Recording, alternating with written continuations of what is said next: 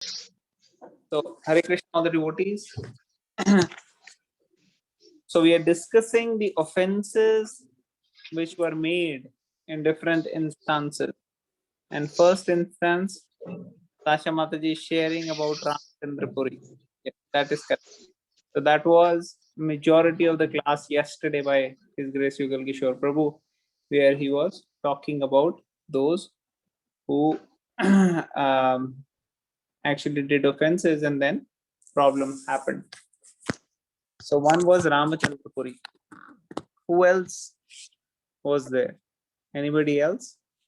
Okay, let's see. Let's just do this one first. Anybody would like to share this pastime of Ramachandra Puri? All those who were there in conference call. What was the offenses which he was doing?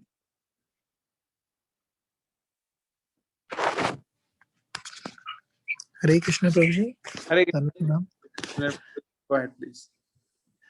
So Prabhuji, Yoga Kishore Prabhu was telling how Ramchandra Puri was the god brother of Ishwar Puri. So he was a god brother of Ishwar Puri, who's the Guru Maharaj of Chaitanya Mahaprabhu. So Chaitanya Mahaprabhu, that's why used to give him a lot of respect. However, Ramchandra Puri had a negative thing that he used to criticize the devotees a lot. So he had got this habit of criticizing other devotees, and it became his second nature. And because of that, he committed even the offense of even criticizing Chaitanya Mahaprabhu, that's Krishna himself. So what he would do is he would also, like, first he criticized the followers of Chaitanya Mahaprabhu, the people who were following Chaitanya Mahaprabhu, the devotees. He sannyasis who were following Chaitanya Mahaprabhu, he would, when Ramchandra Puri would come, he would have feast with them, and when he would be eating, he would encourage them to eat more and more. And when they would eat more, then after that he would actually criticize them for eating more. So he would first encourage, so he would find a way to find faults. He was so much attached to finding faults that he would make the sannyasis eat more and then find fault that they are eating more, because sannyasis are not supposed to be eating more than what is required to maintain their body. But um, but he would, while having feast with them, then he would encourage them, and because another devotee is asking and senior devotee is asking them to eat more, they would eat more as he was telling them to. And then afterwards he would actually criticize that, see, the followers of Chaitanya Mahaprabhu are these call themselves sannyasis, but they don't have any um, control on their sense gratification. That is, they eat more than what is required. And then finally he even got so used to it that he even though Chaitanya Mahaprabhu would give him all respects, he would even directly he committed offense, and he directly once saw some ants going towards the living place of Chaitanya Mahaprabhu, and he said, see, he must have had more sweets and other things in there, and that's why the ants are going there. So he must be Chaitanya Mahaprabhu. Even though he's a sannyasi, he's attached to sweets and sense gratification, and that's how he used to blaspheme other devotees. So that's what I remember, Prabhuji. Hare Krishna. Hare Krishna. Beautiful Prabhu. Thank you. Thank you for sharing. Anybody would like to add anything? What happened to that man who was like insulting all the devotees? So what happened to him? He did not get the mercy of Krishna. So if you want mercy of Krishna, then we have to stop offending the devotee. should not be saying wrong things about others. And we should pray to Krishna and ask for his mercy, because this tendency comes in anyone and everyone, that we start looking at the faults of other people, the shortcomings, the negative aspects, and we totally neglect their intentions of serving Krishna.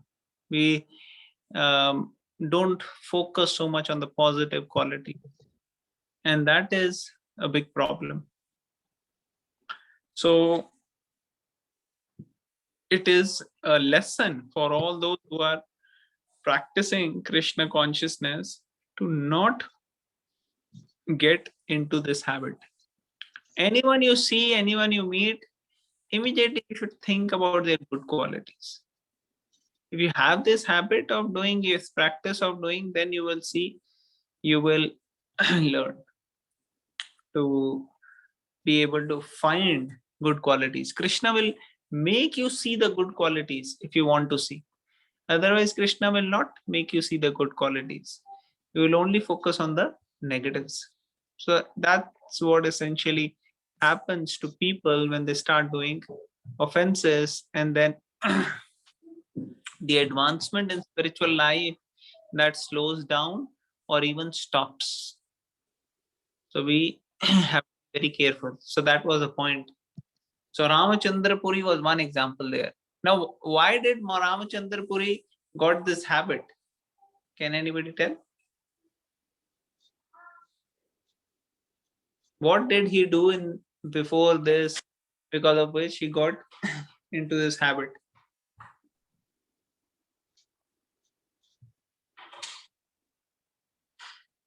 Prabhuji was mentioning this in yesterday's conference call, so all those who came, they may remember what had happened.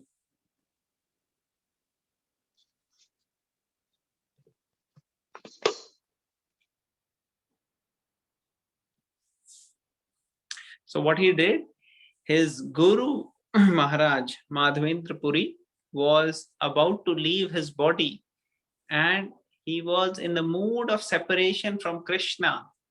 He was thinking, oh Krishna, I can't see you. And then what did he say? He said, if you can't see Krishna, focus your mind on Brahman. Now, Brahman aspect, as we know, is not the highest aspect.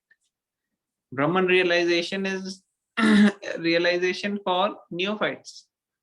So he was asking his own Guru. Now, this is very wrong.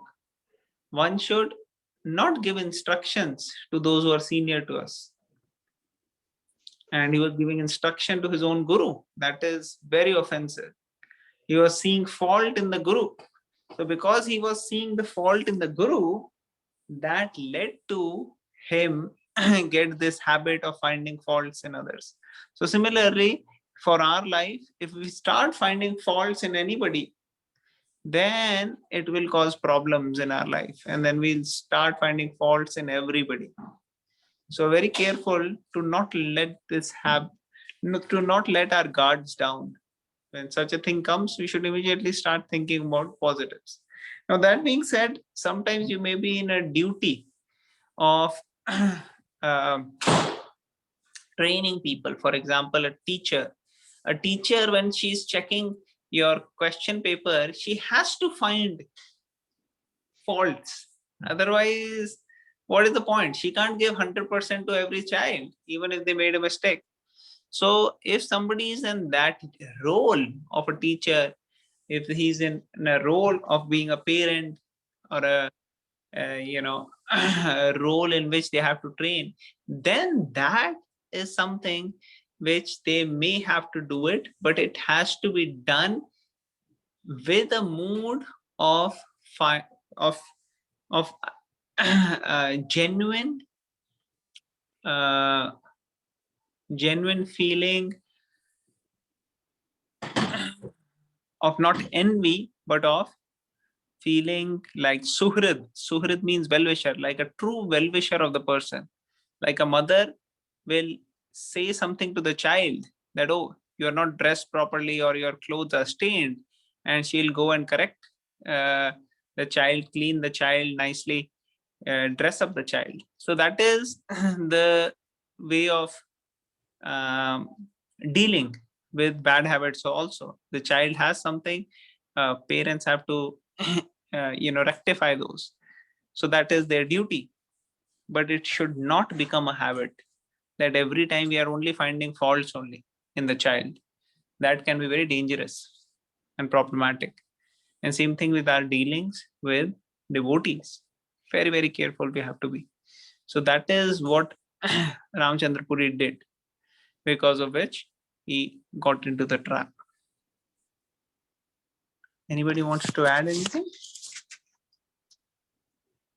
How do you get out of that trap? Or to chant Krishna's name and pray to Krishna that, Krishna, I am struggling with this habit, please help me. And then anyone you are feeling negative qualities, you have to identify, do this exercise of identifying good qualities in others. And it will start when you find good qualities in everybody. Like, for example, your mother.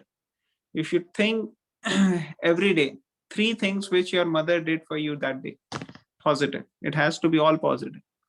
So mother, father, brother, sister, son, daughter, grandfather, grandmother, mother-in-law, father-in-law. Like that, everybody has to identify 3 good qualities on the other person. You can do it for different people on different days. You can make a diary in which you can write. And along with that, you should thank Krishna. At least this is called as a gratitude diary. So you keep a gratitude diary in which you write down 3 good things which happened to you that day, or express your gratitude to one person at least in one day. Should be different people. Should be more than one people if possible. So like that you can start. Does it make sense? Yeah, thank you. And then you'll get Krishna's mercy? Yeah, then you get a lot of mercy of Krishna. Absolutely. And then you're forgiven? Then you will, before forgiven, you have to give up this habit. First thing is you'll give up such a bad habit. And that is the ultimate benefit. That is the most important thing, because then automatically not only forgiveness comes, but lots of mercy comes when this habit goes away. Does it make sense? Yeah, thank you. Thank you. A very nice example is given comparing the honeybee and the fly. Housefly is like an insect which likes to sit on dirty things. So if a housefly is compared with a honeybee, you leave it at any place, honeybee will go and find a flower.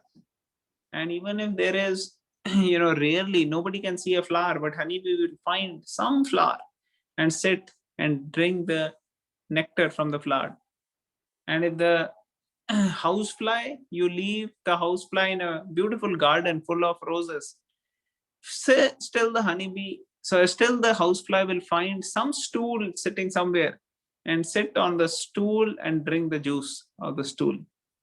So it is our choice whether we want to become like a honeybee to identify flower-like good qualities in other people, or we want to see stool-like things and focus on that. So that is the training. Does it make sense? Isha? Oh, yeah. Okay. Anybody else wants to add anything to this pastime of Ramchandra Puri?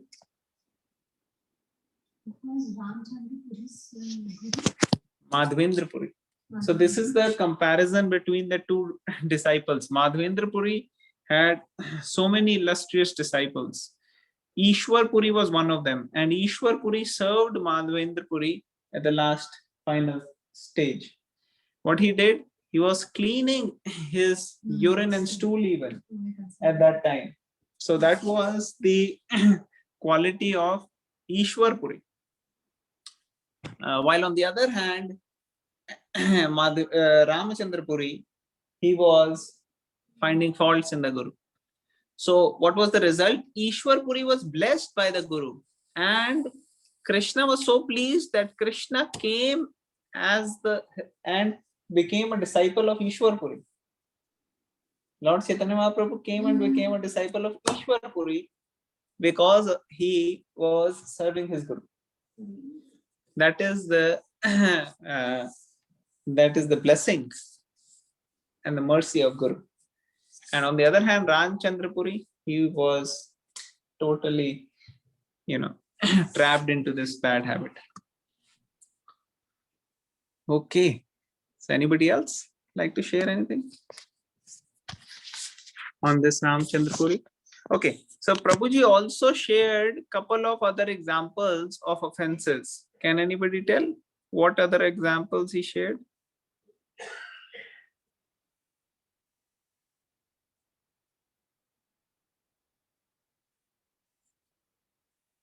He shared two more examples of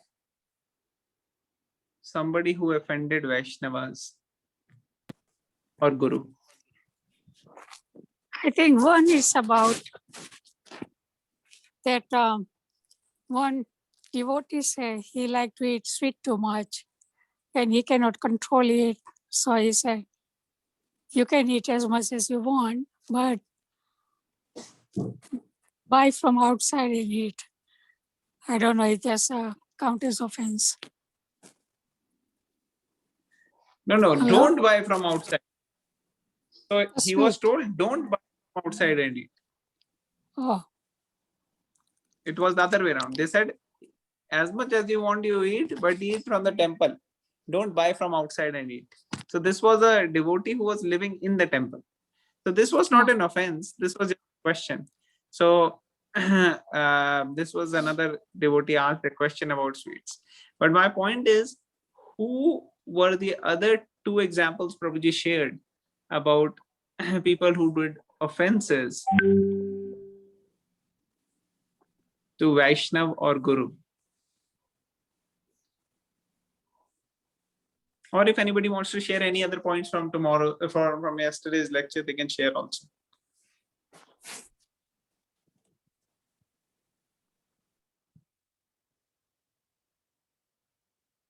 Okay, so let me ask you a question. Do you remember any from the scriptures, any examples of anybody who did offense and had to undergo some problem?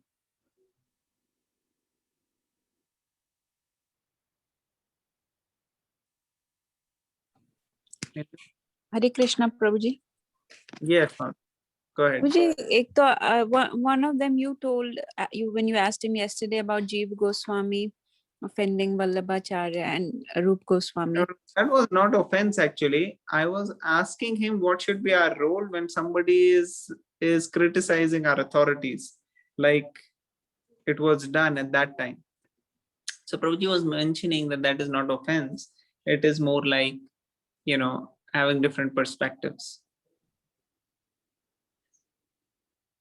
like different views of seeing it.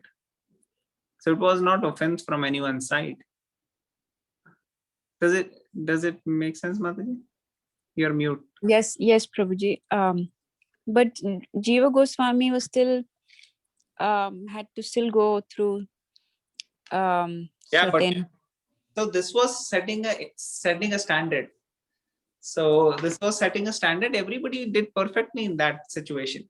Rup Goswami did perfect because Rup Goswami was establishing a standard. So he said, oh, you did an offense. And Jeev Goswami had done no offense. He was absolutely correct what he did. But to show an example of how an ideal disciple is, that if Guru said offense, it is offense. That is the glory of Jiva Goswami. That even though he did no offense, his guru said, hey, you are egoistic, you did offense. This is not how you behave in Vrindavan. So he was just bowed down, yes, Guru Maharaj. Even though he was the most learned person, but when Guru says you did offense, he bowed down to Guru, said yes. And he was crying and repenting that I did offense.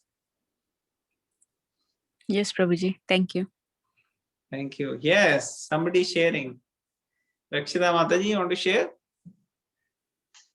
Can I say something real quick? Yes, Isha. So basically what she was saying, like another offense is saying that someone did offense when they actually didn't. That's an offense. Yeah, no, don't think about this one. This was just a discussion between Mataji and me about some a long story. If I tell the story, then we won't be able to move forward. Oh, okay.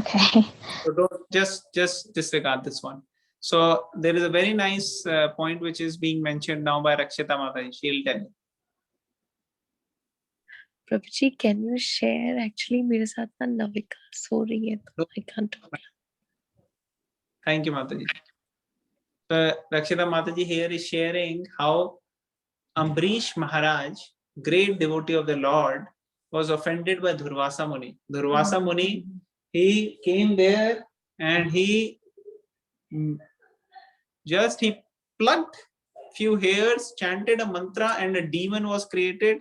And this demon was heading towards Ambrish Maharaj to kill him.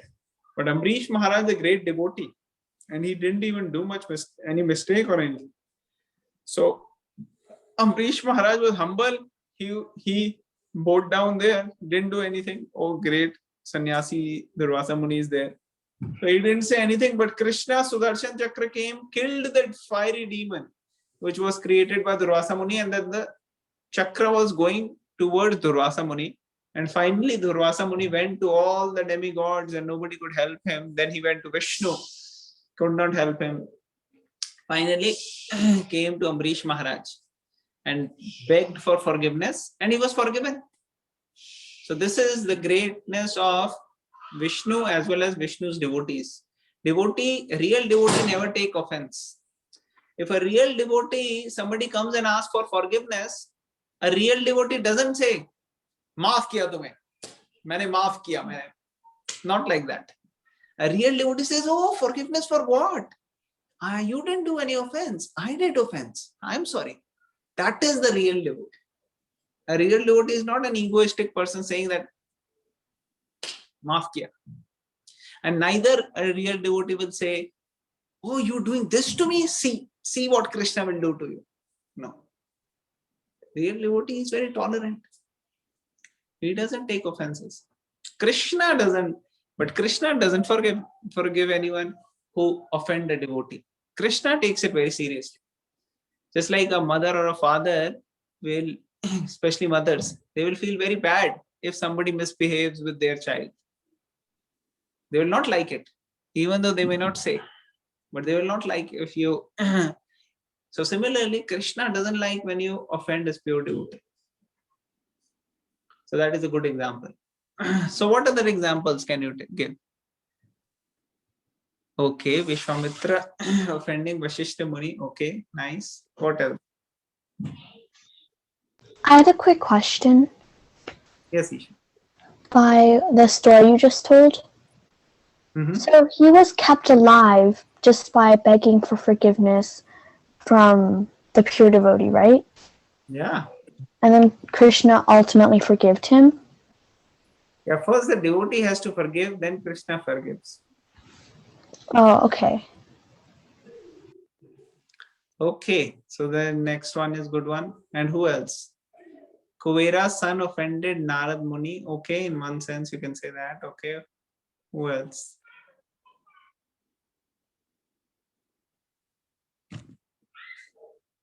There are lots of examples in the scriptures. I can share one. Yes. I'm not sure if Prabhuji mentioned this or not yesterday, but Roma Harshan Sutta offended Lord Balram. There's one story. Say that. It is there. Okay, who else?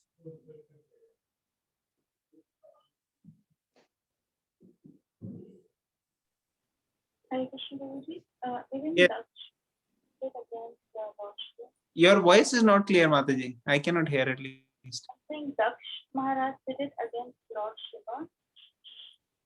Yeah, Daksh Prajapati, yes, he offended Lord Shiva, correct. He had to suffer for that. Okay, who else? Jaga and Madhai offending Lord Nityanand Prabhu. And then they got the mercy. The other two examples which Prabhuji mentioned yesterday, one was Sobari Muni. So I'll tell the story because some devotees may not know this story. Sobari Muni is a great tapasvi.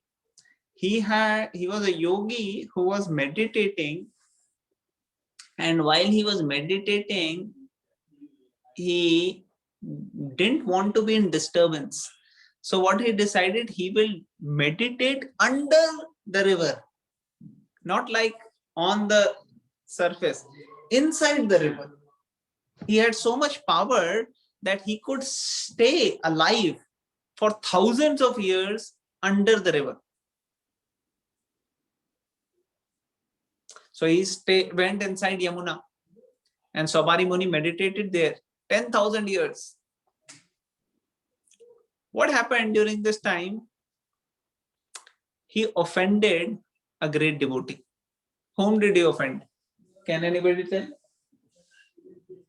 Whom did Sobari Muni offend?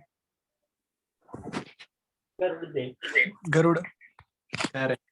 Garudadev. So he offended Garudadev. What happened? He's a great devotee of the Lord, and he was offending Garuda by giving him a curse. He said, Garuda, you are eating fish. I curse you, if you ever come near this area, then you will die. Garuda, of course, he is great devotee. He just chose not to come there, And later on, same fishes for which Sobari Muni was being very protective, and he was thinking he's taking care of them. They took shelter of him. Prabhuji yesterday was mentioning, right? If somebody takes shelter of you, you suddenly start thinking yourself as very, very big. Your ego inflates, and that could be very dangerous. So that's what happened to Sobari Muni. What he did? He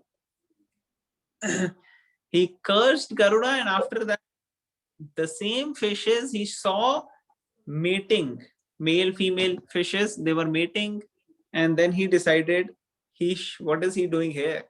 He should also go and marry. So he came out of river, and then he went to the king and he said, I want to marry your daughter. So now he was very ugly looking at that time. He had done tapasya so long, his body was not so attractive. So the king said, okay, whichever daughter of mine, they like you, they can marry. But I'm not going to force or say anything to anyone. They said, no problem. He understood that he is, not looking beautiful. That's why he's saying, but he was mystic yogi. He had so many powers. By his power, he changed his external appearance, became very, very beautiful. And then the king had actually 50 daughters, and all the 50 daughters became so attracted to him that all of them married him. So then he was just living there, but he got distracted from his tapasya and goals, and then had to basically stay in the material world. Anyway, so that is one example he gave. Then he also gave the example of Indra. How Indra offended his guru. Anybody remembers that story? Yes, I Prabhuji, think a little bit. You want to Not- share? Was that somebody else also saying? They can go ahead. I don't remember very well. Okay, I'll just share. no, it's okay. It's okay.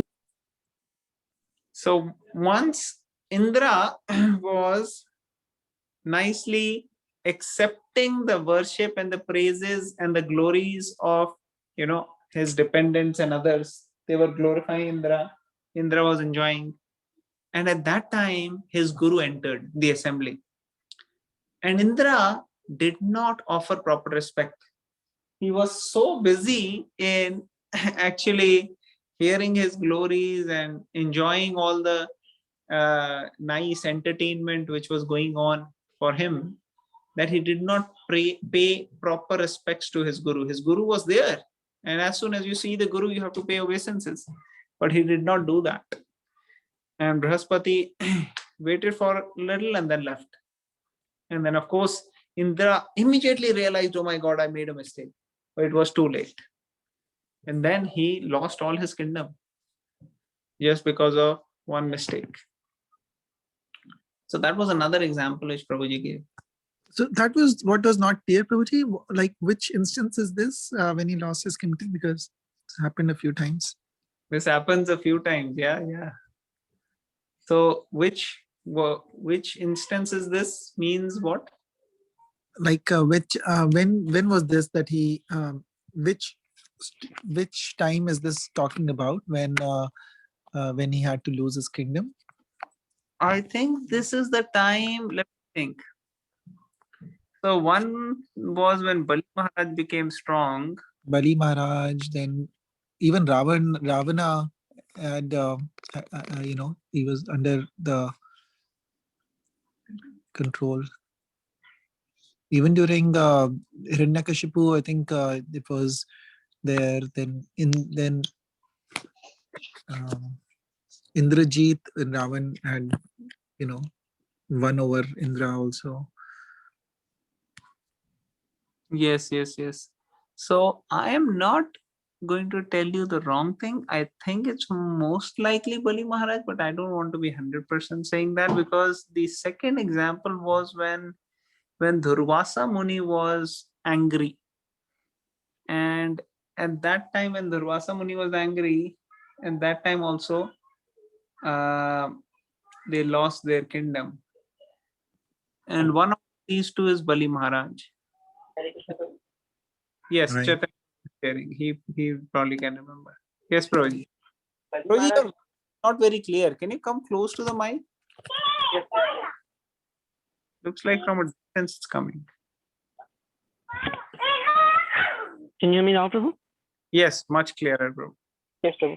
I think the Bali Maharaj incident was with Durvasa Muni, when Durvasa Muni offers a garland to Indra, and instead of honoring that garland, he puts it on his elephant, Airavat. And then the elephant, not knowing that this is a garland from a devotee, obviously, he just plays with it and tramples it. And Durvasa Muni feels insulted and curses him. And that's when they lose everything to the demons. And that's when the battle happens, the churning of the ocean. This time when Bali Maharaj was when Brahaspati got offended.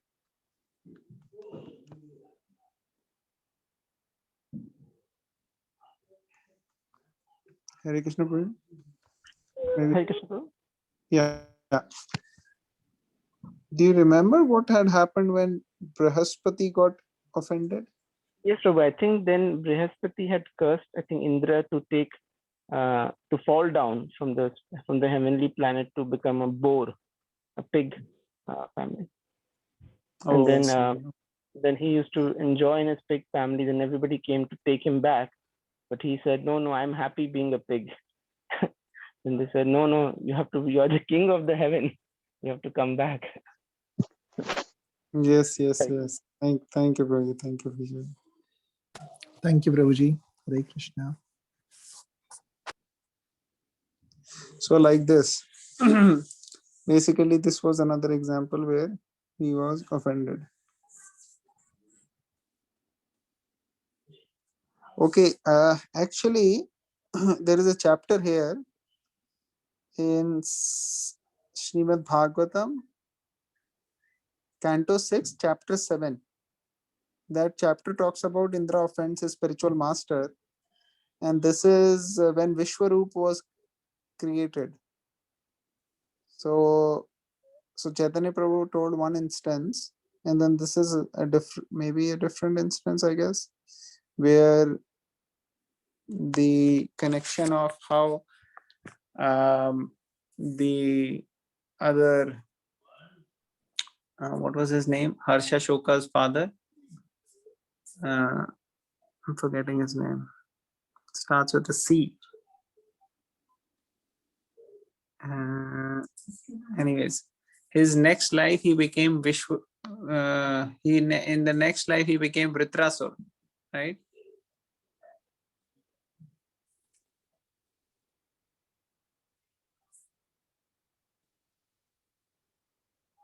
So I think that is some connection here given in this chapter. But I think we will discuss this some other time, because none of us has read this chapter at least. I don't- So Vitrasur, I think, was before Chitraketu Maharaj. Chitraketu Maharaj, yes, Chitraketu Maharaj. So I think that's what connection here is, seems like is there in the 6th canto, 7th chapter, where Twashta became the priest, and then Twashta was killed by Indra. No, not Twashta. Twashta's son Vishwarup was killed by Indra.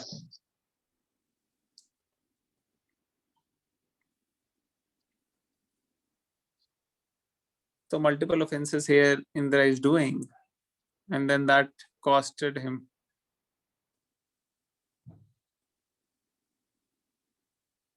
So it says, because of this disrespectful behavior towards the spiritual master, Indra lost all his opulence and was conquered by the demons, who defeated the demigods in the great fight and occupied Indra's throne.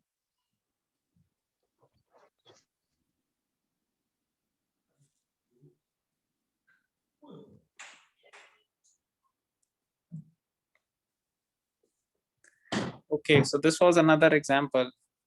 So interesting. So devotees can read this 6th canto, chapter 7 for further details. And then there is one more,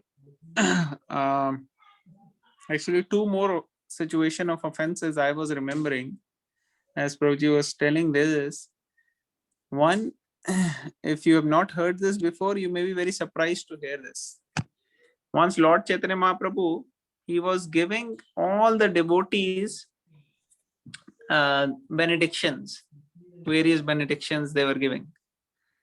And they said, okay, give your mercy to Mother Sachi also, your mother.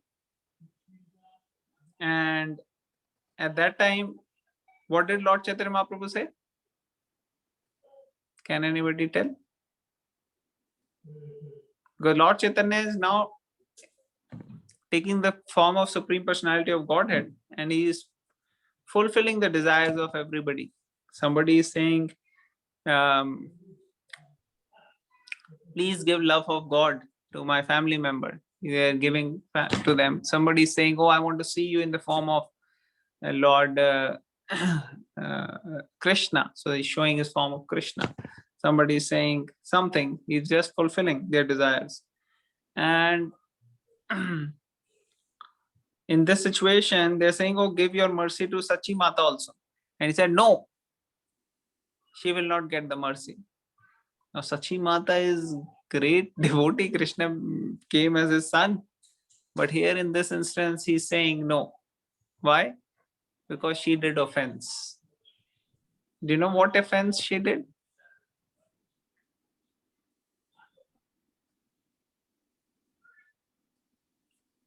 Anybody heard this before?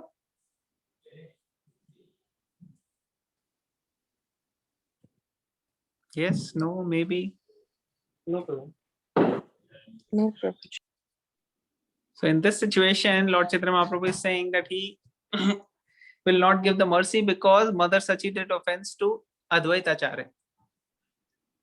And what was the offense?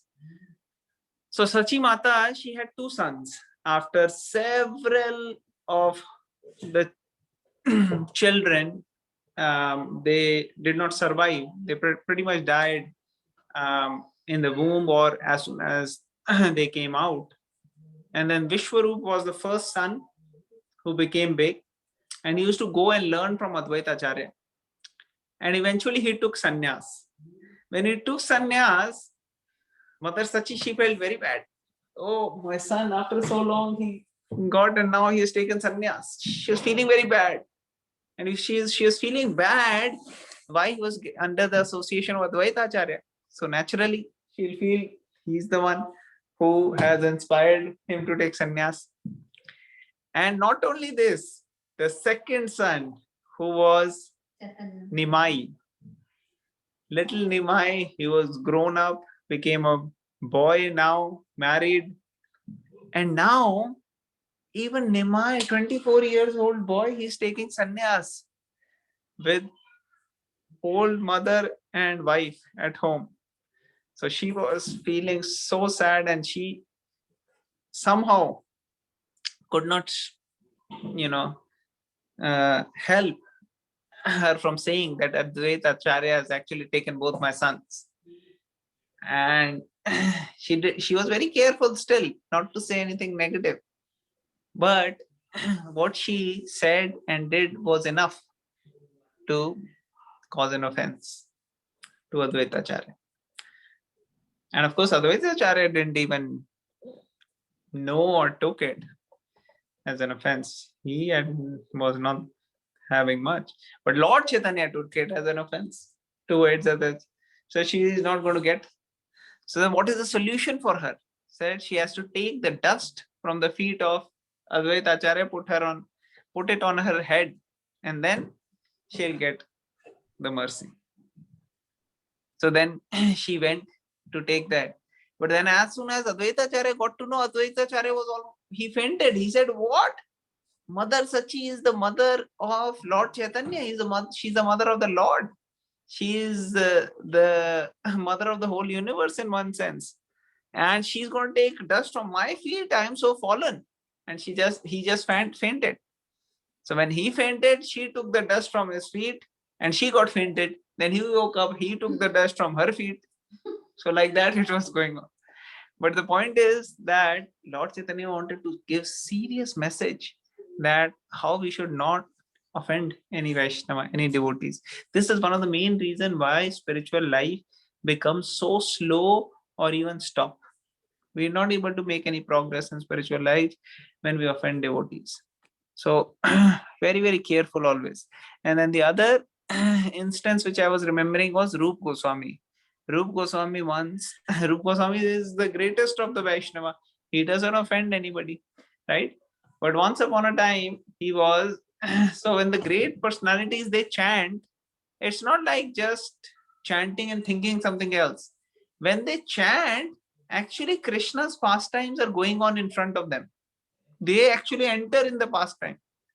Their body may be there, but they are not there actually. They are with Krishna when they are chanting. So when he was there with Radharani and Krishna, he was noticing a pastime here. What was happening? Radharani is going and plucking all the fruits from the trees. So here she's trying to, or fruits or maybe flowers, something like that, maybe flower. So she's trying to pluck this flower. It's not coming out. So what does she do? She tries to jump, like jumps. She wants to jump, hold the stem, bring it down and then pluck. So she holds like this. But what Krishna does is, Krishna is standing on the tree. He presses the stem down so that the stem which was like this comes down. So she easily holds it and then she is plucking the flower. But as soon as she is plucking, Krishna leaves his leg. So as he leaves his leg, the stem which was hanging like this goes up. And Srimati Radharani is holding it. And now the stem goes up. Srimati Radharani also goes up. So now she's hanging. She's hanging. And seeing this, Rup Goswami, he smiles. He's chanting, but he smiles. And when he smiles, there is a Brahman or devotee who is walking. And this man who is walking, he's actually having a part of the body is bent, like sideways bent. So he's walking like this. And this man, he thought that Rup Goswami is making fun of him, smiling on him. So as soon as he takes it as an offense, immediately the vision, the pastime in which Rup Goswami was there, that stops coming to Rup Goswami. Now Rup Goswami is like, oh, why am I kicked out of the pastime? And then he is chanting again, but he's not entering the pastime. So now he's thinking, what happened? Maybe some offense happened. So he tries, no success. So he goes and asks his elder brother, Sanatana Goswami, whom he considered just like, his guru. So he's asking now. Sanatana Goswami is saying, maybe somebody has taken it as an offense, something. Said, who? But I don't know. I didn't do anything. Said, okay, do one thing. Have a feast of Krishna Prasadam. Invite everybody in Vrindavan. And then once everybody comes, we will understand whoever doesn't come means that person has taken an offense. Whoever doesn't come, that person has taken offense. So they arranges for a feast, nice, everybody is invited. And then one person who doesn't show up, that is the person with. So he goes there, he bows down at his lotus feet, ask for forgiveness. So this is the Abhiday Acharya of our movement, Rupa Goswami. We are all called as Rupa Nuga. Means we have to follow the footsteps of Rupa Goswami. He is showing by his example how we should take this seriously. He's a pure devotee, he is Bhagavad devotee, associate of Radha and Krishna. But he's showing from his example. So much careful we have to be in our life that no offense happens.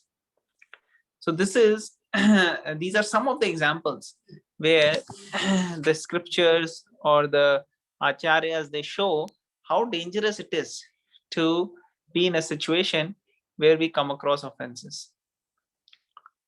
Okay, so those were, I think, some of the reflections from yesterday's discussion. Anybody would like to share any points? I think we ran out of time, so we can't do much reading today. Prabhuji, I was also remembering this pastime when during the class yesterday, because this question was coming to my mind that sometimes you don't intend, like Rup Goswami in this case had no intention to cause offense, but the other person was so sensitive that he took offense. So is this not a mistake on his part, that it's a fault finding capacity of him to find fault even if somebody is just smiling, he thinks it's aimed at him? This is a good point. See, that is why Ramchandra Puri's example is very pertinent, because when Lord Chaitanya saw that he was offending others, or he was criticizing Lord Chaitanya Mahaprabhu, Lord Chaitanya Mahaprabhu never showed that, oh, this person is doing anything wrong or this person is sensitive. Lord Chaitanya Mahaprabhu took it totally on him. So similarly, one person may be sensitive, not sensitive. That is not how we should look at the situation. What we have to look at the situation is that how I could be better than where I am. Rup Goswami was probably much higher, much more advanced than this other person. But here we see the example of how these great personalities are taking it on them. And even if there is a small thing which didn't go in an ideal way, they are taking steps to be able to rectify wherever possible. They are not hesitating in going down and asking for forgiveness. Of course, if one goes and asks for forgiveness and if still the other person doesn't, though that is something which is not under your control. You can chant Hare Krishna and Krishna sees your intention and then he will take care. But at least the attempt should be there. We can't justify, Are, kya? Meri kya galti hai isme? It's not my fault, it's his fault. I was just smiling on something, on seeing Krishna. What's my fault? That is not how a devotee looks at it. A devotee is always, he doesn't feel ego. He feels okay. If my mind doing this, Krishna and the other devotee will be pleased. Let me do this. It's very flexible, easygoing, bindas. He's not taking it as an issue. I am ready to be a footmat for Krishna and the devotees. So one has that mood, then that means he is practicing Trinadapi Sunichena Tarorapi Sahishnunam Amanina Manadina Kirtine Sada. That he's trying to be more humble than a blade of grass, more tolerant than a tree, ready to offer all respect to others and expect none in return. If this is how he's behaving, then he can chant the holy name constantly. Does it make sense, Madhuri? Yes, Prabhuji. Thank you. I have one question. Hare Krishna, Isha. What if you don't know who this person is? Because you can't just like throw a big party for everyone in New York or in America. You can't do that. So how do you find this person you offended? Yeah, so how do you find? You pray to Krishna. Krishna will reveal it to you. You pray intensely, chant Krishna's name, pray. And then, for our level, we will know whom we offended. When we talk with other people, invariably we can see how our attitude is, how our behavior is. So we realize whether we behave properly or not. Is it not? Sometimes you will talk to your parents, you will know whether you talk to them nicely or not. Your screen is frozen.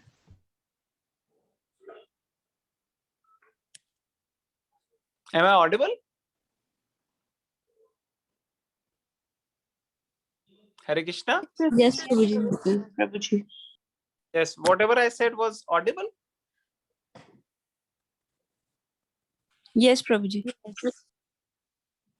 Isha, does it answer your question?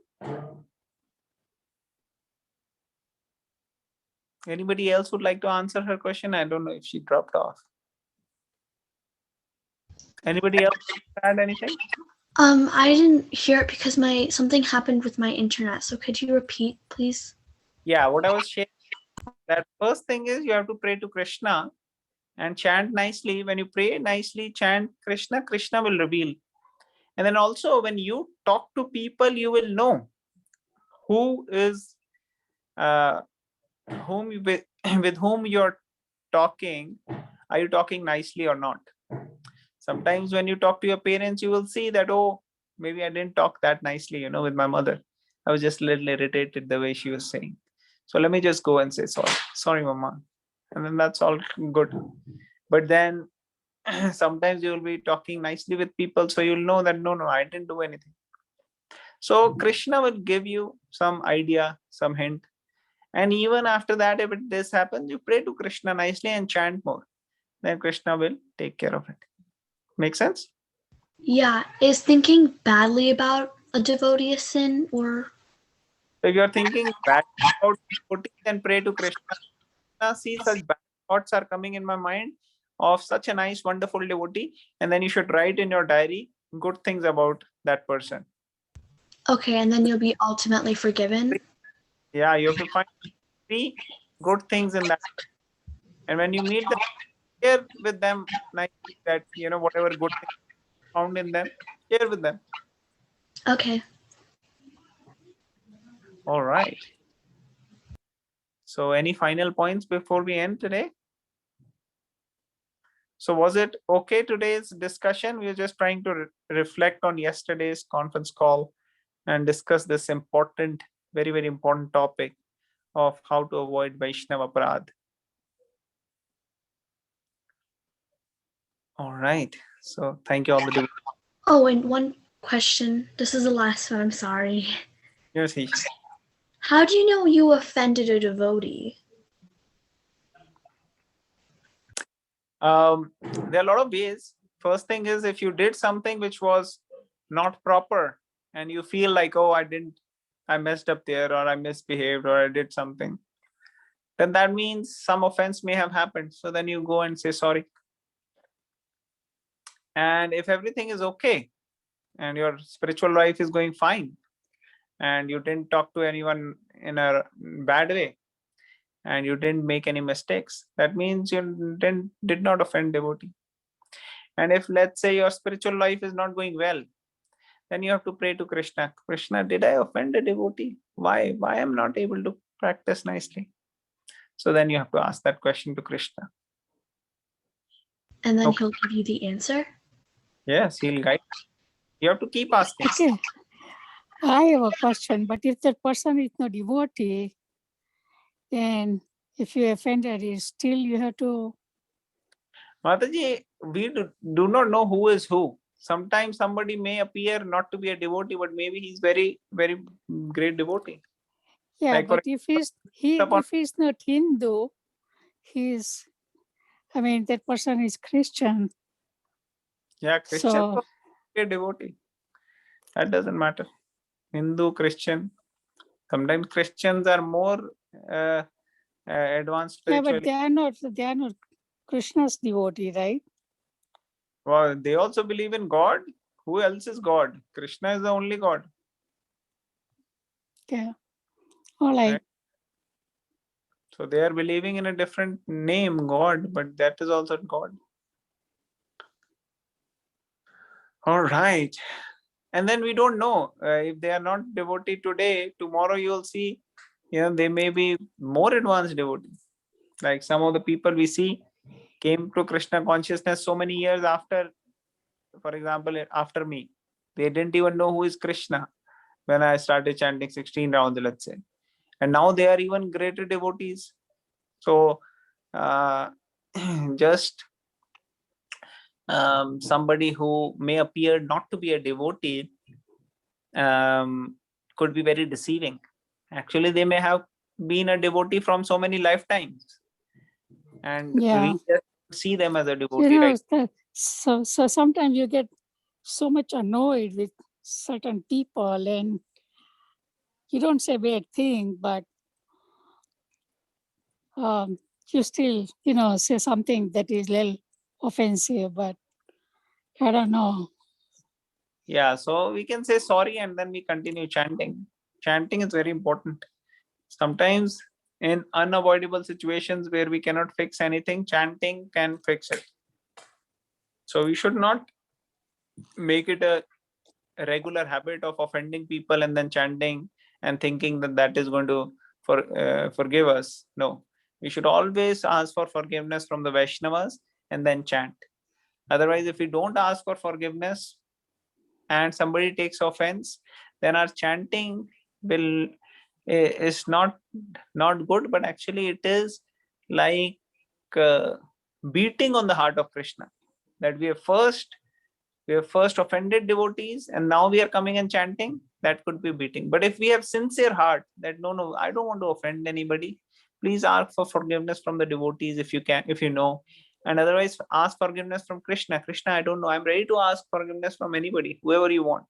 I don't want to offend anybody, please help me. And then you chant Krishna's name, then Krishna is forgiving and then he'll guide you, help you. Otherwise, if we offend somebody and we come and we say, no problem, 64, I'll chant 64 round today. That 64 round will be like,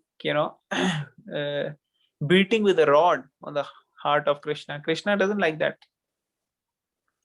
So therefore, before we are chanting, we ask for forgiveness from anybody. We say, Vancha kalpataru vishakapa sindhu vichapattanam pavane bhavash.